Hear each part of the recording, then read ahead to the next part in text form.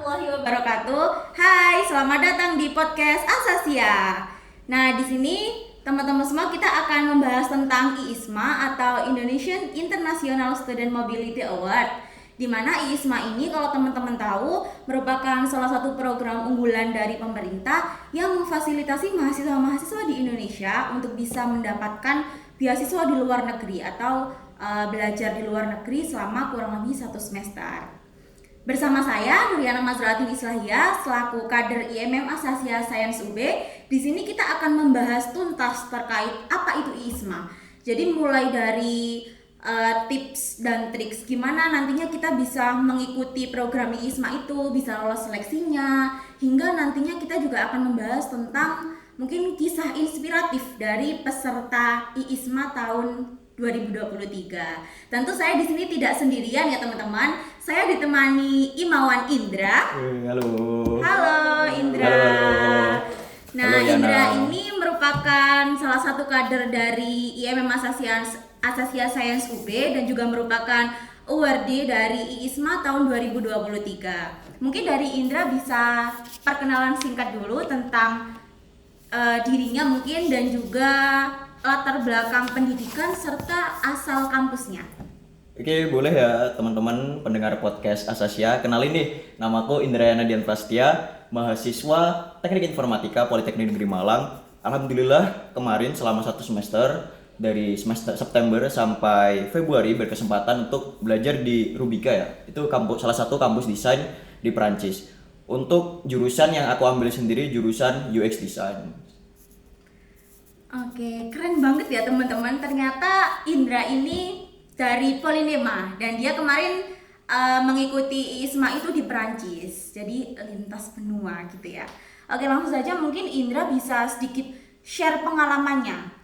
Dimulai dari awalnya gimana sih Indra bisa minat mengikuti program IISMA ini?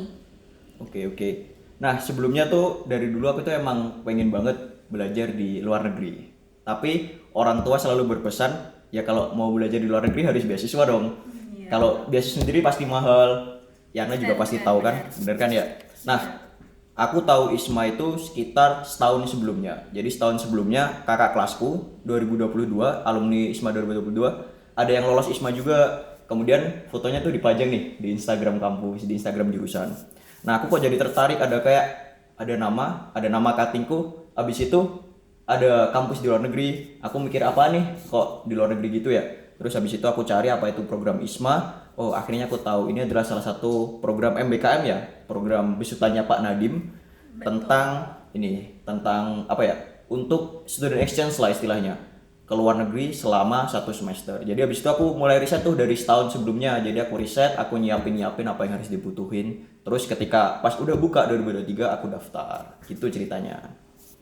Jadi alasannya dari terinspirasi dari cutting gitu ya? Betul. Terinspirasi dari cutting, kok keren namanya dipajang di kayak banner gitu ya teman-teman, kuliah di luar negeri dengan beasiswa. Oke.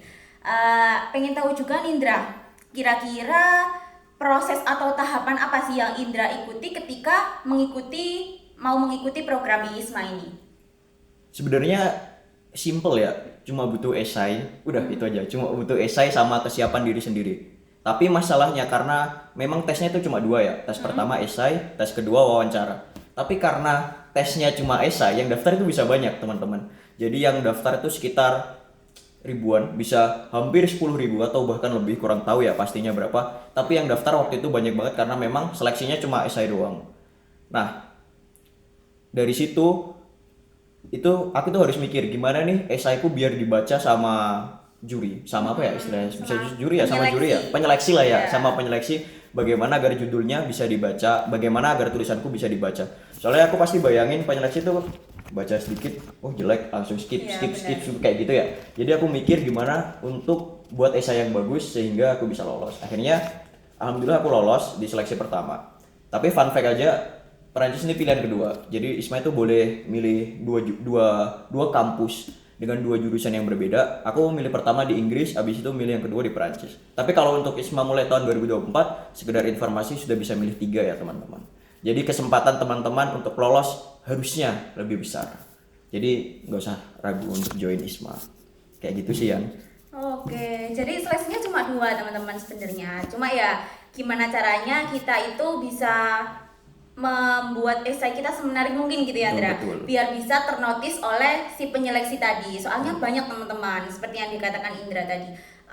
Kira-kira Indra tahu nggak berapa gitu, berapa per berapa mungkin kalau misalkan dibikin perbandingan yang masuk sebagai awardee-nya sama total jumlah yang ikut seleksi gitu. Kalau dengar-dengar aja mungkin. Bisa dibilang 1:9 apa 1:10 ya? Iya ya mungkin sekitar segitu atau mungkin bisa dibilang 1/1 ya 1/9, 1/8 sampai 1/10 lah. Karena emang yang ikut banyak banget untuk di tahun 2023 ya.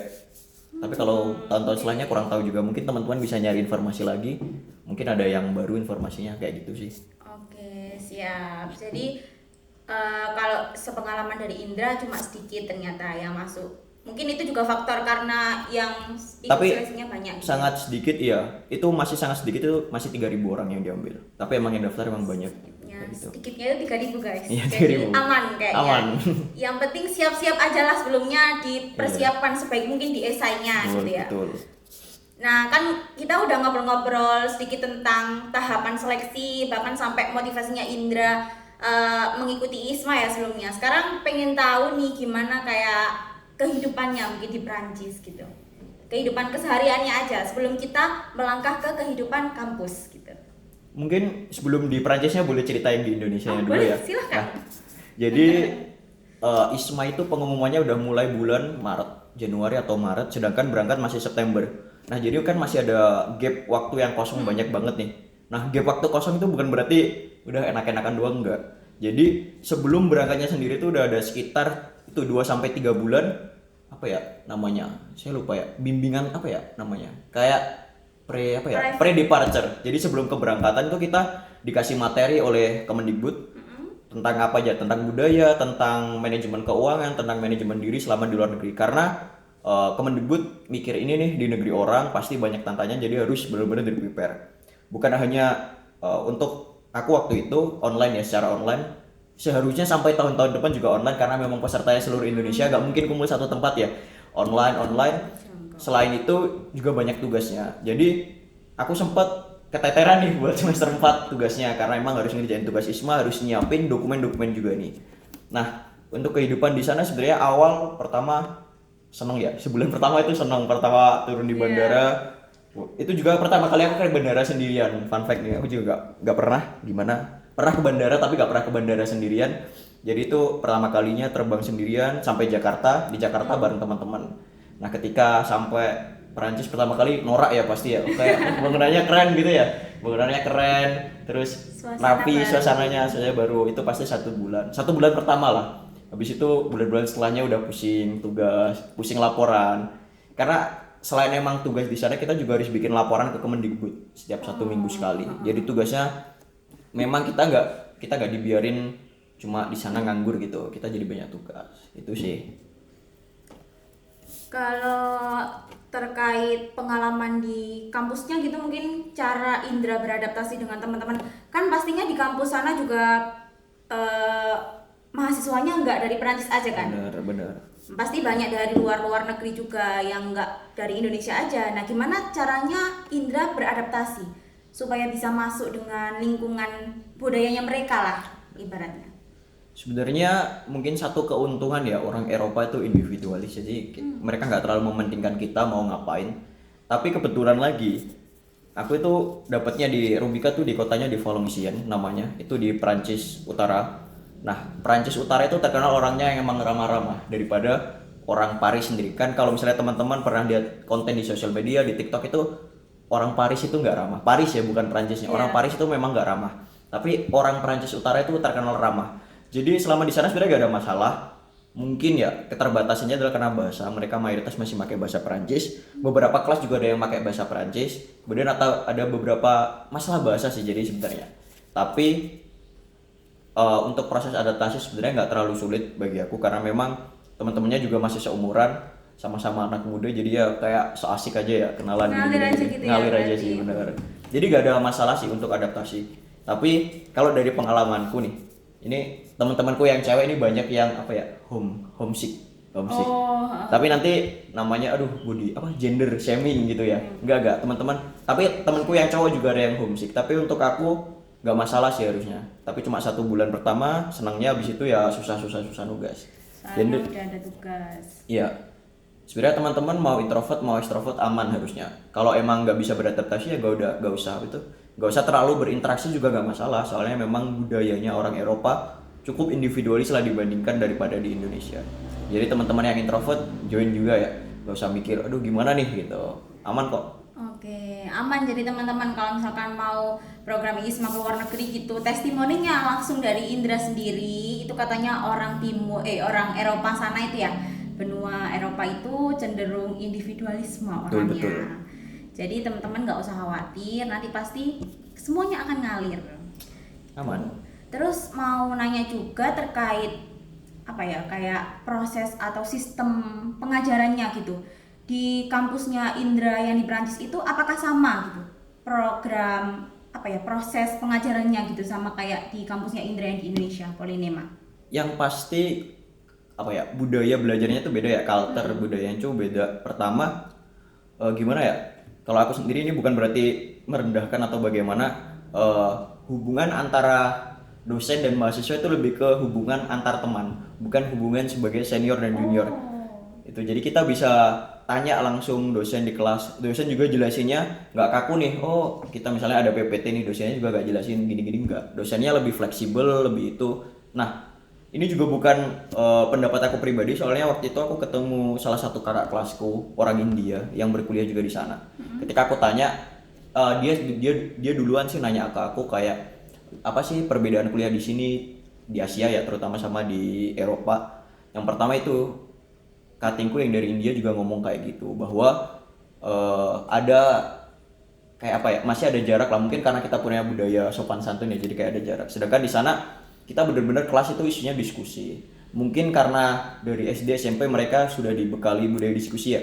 Jadi di kelas itu kebanyakan bukan dosen yang ngomong, tapi kita sendiri yang ngomong, diskusi. Jadi dosen menjelaskan, nanti ketika ada yang bertanya bisa langsung angkat tangan, nggak nunggu di sesi, kan biasanya kalau kuliah di akhir ya ada Q&A ya, siapa yang mau nanya gitu ya. Nah kalau di Prancis tuh enggak, kalau misalnya dosen jelasin tiba-tiba di tengah pengen nanya langsung angkat tangan aja, dosen pasti ngasih kesempatan waktu untuk itu, jadi diskusinya ngalir lah kayak gitu. Itu pasti, itu salah satu perbedaan utama, dan perbedaan yang mungkin nanti ya pasti banyak perbedaan, tapi salah satu perbedaan yang aku sadari yaitu perbedaan cara budayanya. Di sana tuh lebih cenderung ke diskusi daripada dosen memaparkan materi. Jadi lebih apa ya, lebih akrab juga antar mahasiswa sama dosen juga bisa lebih akrab seperti itu. Jadi kayak udah biasa gitu ya, misalkan kayak di tengah-tengah dosen menjelaskan terus dari kita memotong. Boleh iya. Gitu. Ya bukan nanya. Kalau di Prancis tuh bedanya dia angkat tangan gitu aja. Nanti kalau misalnya dosennya lagi ngomong nih, itu kalau dosennya mau ngasih waktu juga boleh, ayo silakan kamu. Tapi kalau misalnya dosennya masih nyelesain satu kalimat, biasanya dosennya nyelesain lah, nanggung satu kalimat diselesain, habis itu boleh deh kamu nanya gitu. Langsung angkat tangan gitu aja, langsung angkat dinotis tangan, ya. langsung dinotis. Gak usah ngomong, angkat tangan aja, nanti dosen juga tahu, angkat tangan kamu mau nanya enggak gitu. Itu sih salah satu perbedaannya. Jadi lebih fleksibel guys kalau misalkan kuliah di luar itu. Oke, mungkin masih banyak ya Indra kayak perbedaan-perbedaan lain, tapi yang udah dikatakan Indra tadi, salah satunya yang Indra garis bawahi sendiri itu di budaya interaksi antara dosen dan juga mahasiswanya. Ini mau nanya juga terkait apa ya? Enaknya tentang ini aja deh, kayak apa sih yang dirasakan Indra selama ini tadi kan berinteraksi dengan Mahasiswa. Iya, mahasiswa teman-temannya Indra sendiri. Iya. Nah, kalau misalkan berinteraksi dengan orang Prancisnya, misalkan kayak apa ya, penduduk aslinya gitu, beli sesuatu, jual beli gitu loh. Iya. Itu gimana tuh? Kayak sempet ada culture shock apa enggak? Udah dijelasin di awal tadi ya, sebenarnya budayanya mirip-mirip kalau misalnya kita tinggal di Indonesia tuh di perumahan. Jadi kayak kita gak peduli tetangga sebelah, kayak bukannya gak peduli ya, kayak kurang aja sih interaksi. Oh, yang individu tadi ya? Individualis, benar, individualis. Jadi gak terlalu ada masalah karena memang kita dateng langsung itu. Tapi ada satu kejadian menarik nih. Jadi aku pernah kayak tetangga, ini 1 bulan, masa 1 bulan pertama nih, tetangga, ini rumahku, terus habis itu ada sampingnya lagi. Nah, tetanggaku ini dia tuh orang Italia, dia kayak Udah kerja sih, udah kerja kayak apa ya, kerjanya tuh dia orang Itali tapi dia kerja di Prancis tapi cuma buat sebulan atau 2 minggu gitu, jadi cuma bentar doang kerja di situ. Nah mereka nih beli bahan makanan kebanyakan, akhirnya tahu karena rumah sebelahnya itu mahasiswa, rumah kita diketok nih, diketok, mereka mau ngasihin. Dikasih. Ya jadi unik juga sih sebenarnya, mereka itu antar tetangga bisa interaksi, tapi ketika mereka memang nggak butuh interaksi mereka nggak akan interaksi. Tapi aku sering kok misalnya keluar rumah terus ada tetangga, kita nyapa halo halo gitu, biasalah hanya kayak gitu. Tapi mungkin nggak kayak di Indonesia yang benar-benar bisa dekat secara emosional ya, atau bahkan bisa ikut julitin juga. Di sana kayak emang sekedar kenal, sekedar tahu aja ya. Tapi mereka baik-baik sih hasilnya, nggak kaku-kaku, walaupun individualis mereka juga baik kok, asalkan ya itu nggak terlalu mencampuri urusan orang lain, seperti itu sih. Nggak semenyeramkan yang aku pikir ya ternyata. Nggak, Soalnya kan bener. aku kiranya itu orang sana itu kayak keras-keras gitu loh, kan kelihatan dari raut mukanya kan kadang-kadang kayak menyeramkan gitu orang-orang luar negeri itu. Dan ternyata baik-baik guys, Baik-baik, mereka itu. bener. Oke, lanjut ya Indra, mungkin ke manfaat yang dirasakan Indra setelah mengikuti program IISMA ini apa sih? Bisa diceritakan? Manfaat ya, kalau ini jawaban formal ya. Buat diri sendiri dulu lah. Oh boleh gitu ya. Ya. Ini kalau jawaban formalnya, manfaatnya pasti dapat pengalaman baru, dapat ilmu baru, dapat budaya baru. Tapi itu kan ya jawaban mainstream ya, ya semua juga udah tahu. Kalau Jawaban template. iya, nggak hanya kuliah di luar negeri, kalau misalnya dapat pengalaman baru, magang atau apapun juga pasti ya kayak gitu jawabannya, dapat pengalaman baru. Tapi yang pasti yang paling utama itu membuka wawasan baru. Akhirnya aku tahu nih di luar Indonesia gimana, aku tahu gimana Indonesia itu di dunia tuh dianggapnya seperti apa, aku tahu gimana sih kemajuan di luar negeri, apa aja. Setiap negara itu pasti ada plus minusnya ya. Jadi kan selama ini di TikTok atau di konten sosial media yang lain selalu dibahas Indonesia itu kurang maju dari negara luar. Sebenarnya setiap negara juga ada plus minusnya. Nah itu, selain itu mungkin ya bonusnya kita bisa jalan-jalan ke luar negeri nih, karena aku di Eropa, aku dapat visa Schengen, jadi aku bisa ke negara-negara Schengen kayak Belanda, Belgia, Jerman secara murah dan nggak perlu ngurus apapun lagi. Jadi itu sih. Yang pasti yang pertama pengalaman, teman baru, koneksi baru, juga itu ya, pengalaman baru, bisa liburan, bisa senang-senang lah. Walaupun tujuan utamanya kuliah. Tapi mungkin sedikit tambahan, selain belajar di sana itu kita juga ada tugas dari ISMA nih, dari Kemendikbud, kayak ngenalin budaya. Jadi waktu itu ada kayak batik challenge, kita ngenalin nih batik ke teman-teman kayak gimana. Jadi kita di sana itu secara tidak langsung selain kuliah kita juga berusaha ngenalin ke teman-teman di sana, oh bahwa di luar, di Indonesia itu ada budaya seperti ini loh, seperti kayak Khasnya gitu ya, khas Bener, Indonesia. bener. Ngenalinnya itu gimana Indra? Indra memaparkan ke teman-teman apa membawa langsung contoh dari batiknya itu?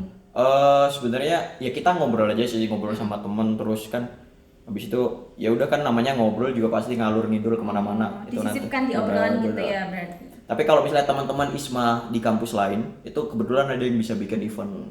Dikasih kesempatan, kampusnya ada waktu. Nah waktu itu kampusku lagi gak ada waktu yang tepat nih buat bikin event, jadi kita juga gak bisa. Tapi kalau contohnya mungkin nanti teman-teman milih kampus di negara mana nih, itu ada kok yang ngadain event, ada event budaya lah, jadi mereka bisa sharing. Kalau kebetulan di kampusku gak ada waktu, gak ada kesempatan, jadi kita ngenalinnya cuma ya waktu itu aku ngasih souvenir ke teman-temanku sebelum pulang. Kalau kayak gitu ya saat ngobrol-ngobrol, temanku kepo nih Indonesia tuh di mana, mereka nggak tahu nih Indonesia di mana, jadi aku harus jelasin kayak gitu sih. Di akhir ya itu anunya. Di akhir. Acara budaya-budaya itu. Biasanya di akhir sebelum pulang lah, atau pertengahan.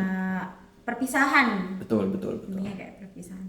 Oke, mungkin dari Indra mau ngasih saran atau tips buat teman-teman semua yang mungkin nanti minat untuk mengikuti IISMA tahun 2024, 2025. 2024 udah Udah selesai. kemarin berarti ya. 2025. Berarti Ya. 2025. Saran untuk teman-teman yang mungkin ada minat mengikuti IISMA di tahun 2025. Yang pertama pastiin dulu di Kaprodi ya, boleh apa enggak. Soalnya ini walaupun program dari Kemendikbud, pertama harus izin dulu ke Kaprodi boleh atau enggak. Kebijakan setiap fakultas, setiap prodi, setiap jurusan berbeda-beda. Ada yang boleh daftar dari semester 5, ada yang harus semester 7. Jadi yang pertama fix tanyakan dosen dulu. Jangan nanti kalian sudah buat esai ternyata Kaprodi gak boleh, juga kalian gak bisa berangkat karena memang harus, iya kasihan kan ya. Yang pertama tips esai, mungkin sedikit tips singkat. Pertama, cari topik apa nih yang teman-teman ini apa ya, teman-teman paling paham ya, teman-teman paling paham, kemudian sesuai dengan jurusan yang akan teman-teman pilih di luar negeri. Nah di esai itu misalnya teman-teman punya pengalaman banyak, punya apa ya, punya kemampuan banyak, jangan ditulis semua. Tulis beberapa aja, 1, 2 apa nih yang relevan dengan jurusan ke depan. Jadi nanti di esai itu teman-teman boleh pamer. Pasti esai itu pamer apa sih yang udah prestasi kita, pamer kemampuan kita, tapi pamernya jangan kelihatan ya teman-teman. Ya cuma sekedar pamer soft lah. Di esai itu biar ngalir, biar apa ya? Ya biar kalian tuh pamer tapi nggak kelihatan pamer. Nah itu, jangan terlalu banyak muluk-muluk yang dimasukin, tulis aja secukupnya, yang penting relevan kayak gitu. Terus mungkin di awal kalimat teman-teman bisa tulis apa ya, kalimat pemantik. Karena yang udah aku bilang di awal tadi, penyeleksi itu nggak akan baca semuanya, pasti baca satu paragraf pertama. Nah satu paragraf pertama itu atau satu kalimat pertama, teman-teman harus bisa bikin kalimat yang benar-benar menarik. Jadi ketika penyeleksi baca, oh ini bagus nih, aku baca sampai akhir kayak gitu. Ya? Benar. Terus yang selanjutnya, doa orang tua ya, ridho orang tua. Jangan kalian daftar, iya, jangan kalian daftar tapi kalian nggak bilang orang tua kalian nih kalau kalian mau daftar itu. Aku waktu itu bilang ke orang tua mau daftar, udah izin boleh. Habis itu aku lolos wawancara, aku minta doa orang tua lagi nih. Nah, habis itu latihan. Latihan ini teman-teman aku sarankan ya, bisa sih belajar sendiri, bisa dari YouTube tuh banyak kok. Teman-teman cari aja cara menulis esai, cara wawancara ISMA di YouTube itu banyak. Tapi teman-teman kalau punya mentor itu lebih baik. Dulu aku punya kenalan, jadi lebih enak. Kalau di Polinema sendiri kayak gitu, ada program pendampingan lah. Jadi kita tuh daftar ISMA di Polinema itu gak dibiarkan gitu. Ada cutting yang membantu kayak gitu. Ada dosen-dosen yang membantu. Jadi itu sih. Sepertinya itu aja ya tips and triknya. Yang penting esainya bagus. Karena fun fact, wawancara itu juga bahas tentang esai. Oh, jadi semuanya iya. Esai gitu. Jadi kalau esainya dari awal aja kurang bagus, kemungkinan nggak lolos. Tapi kalau bagus aja juga harus dipersiapkan karena memang wawancara topiknya juga di esai itu. Itu sih teman-teman. Jadi yang perlu di-highlight persiapannya itu yang pertama ada di esai teman-teman. Esainya itu harus dikemas sebaik mungkin dan semenarik mungkin. Jadi jangan semua pengalaman ya Indra dimasukin ke dalam esainya itu, tapi cukup diambil yang beberapa relevan aja. Yang relevan itu yang dimasukin ke esai. Karena tambahan esainya dikit ya. Katanya dikit, ada batas katanya lah. Ada 4 pertanyaan waktu itu. Nah setiap pertanyaan ini batasnya kalau nggak salah 350 kata. Itu kalian mikir 350 kata itu banyak ya. Iya. Tapi kalau kalian udah mulai nulis itu dikit banget loh. Soalnya pasti pengalaman teman-teman banyak. Jadi nggak cukup lah untuk nulis pengalaman teman-teman yang keren-keren banyak ini cuma dalam kata tersebut. Oke gitu. Jadi gitu teman-teman, tips dari Indra selaku awardee dari ISMA tahun 2023. Nah jadi teman-teman kalau misalkan nanti pengen join ISMA di tahun 2025 ini nggak usah takut, nggak usah ragu, yang penting mulai aja dipersiapkan dari sekarang, dibagusin esainya, terus mulai cari-cari tahu informasi ke kaprodinya itu tadi supaya kayak nggak sia-sia teman-teman kalau misalkan bikin esai.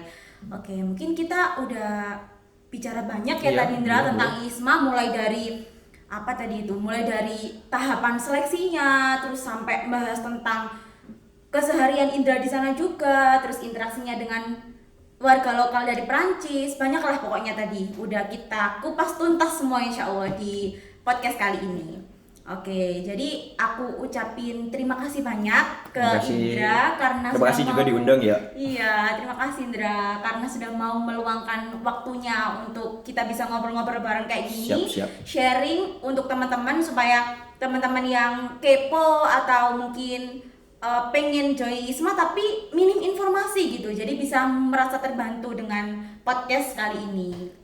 Oke teman-teman, jadi kita sekarang udah ada di penghujung acara podcast kali ini. Terima kasih untuk teman-teman yang sudah mengikuti podcast kita dari awal sampai akhir, menyimaknya dengan seksama. Semoga podcast yang kami bawakan bersama narasumber kita, Imawan Indra, ini menjadi podcast yang bermanfaat untuk teman-teman, bisa membantu teman-teman yang kemungkinan nanti berminat di ISMA. Semangat teman-teman untuk mempersiapkan program ISMA-nya, semoga lolos. Aku akhiri, wassalamualaikum warahmatullahi wabarakatuh.